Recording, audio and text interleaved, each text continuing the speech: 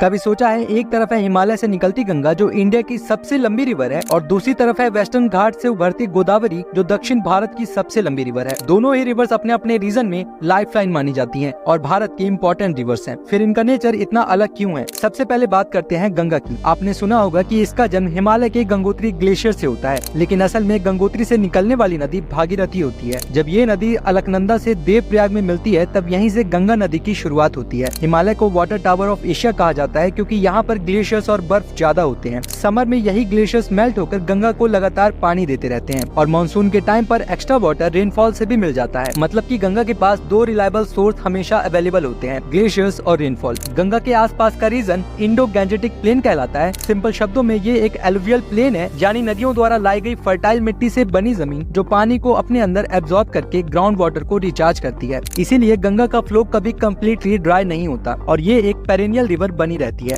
अब बात करते हैं गोदावरी की, जिसे दक्षिण गंगा भी कहा जाता है। इसका ओरिजिन वेस्टर्न घाट्स के त्र्यंबकेश्वर से होता है, लेकिन इस रीजन में ग्लेशियर्स नहीं मिलते। गोदावरी का मेन सोर्स मानसून रेनफॉल ही है। जुलाई से सितंबर तक ये अपने फुल फ्लो में होती है, लेकिन जैसे ही बरसात खत्म होती है इसका पानी तेजी से कम हो जाता है। गोदावरी का ज्यादातर हिस्सा डेक्कन प्लेट्यू में आता है और ये एरिया हार्ड बेसाल्ट रॉक से बना है। प्रॉब्लम ये है कि ये रॉक्स पानी को अपने अंदर स्टोर करने में वीक होते हैं। इसका मतलब जब भी बारिश होती है तो पानी ज्यादा देर तक जमीन में नहीं रुकता बल्कि जल्दी निकल जाता है और इसी वजह से गोदावरी के पास एक्स्ट्रा पानी का रिजर्व या बैकअप अवेलेबल नहीं होता। टेक्निकली गोदावरी भी एक पेरेनियल रिवर है, लेकिन असल में इसका कैरेक्टर एक हाईली सीजनल रिवर जैसा होता है। इसके अलावा दोनों रिवर्स के फ्लो पर क्लाइमेटिक कंडीशंस, ट्रिब्यूटरीज की कंट्रीब्यूशन और कैचमेंट एरिया की नेचर का भी असर पड़ता है।